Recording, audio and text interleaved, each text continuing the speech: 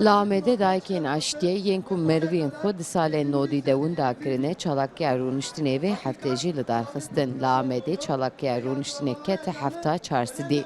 Dayku seroken saziyen sivil bangla hükümeta AKP kırınku dive kujeren kesen ku di salê nodî û vir ve windane werin dîtin û hate gotin ku heta adaletçiyê xwe negire wê doza xwe berdewam bikin. Hatta ku ev pirsgirêkan çareserî nebijî ne 4000 hefte bijî û bidomin jî ew ê ev çalakî berdewam bike û divan çalakiya de ser navê baroyê jî em jî piştgiriyê didin we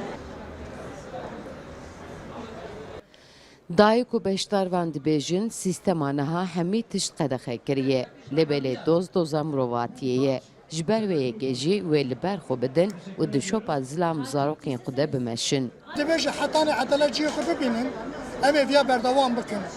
Gotina me ev e hevalê me nevê gevalivê dere daxuyanî jî dan li ser viya dan 7400 diye em ê hîna jî ji vir şunda jî 4000 jî berdewam bikin em ê berdewam bikin.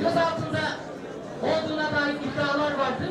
Hatta sahun ve hatta devlet hükmüne mehebe ezilpe rizavi ve lpe riyavi lpe dozavi ezhebim ezhebim ezdinebim jive gede mehebe.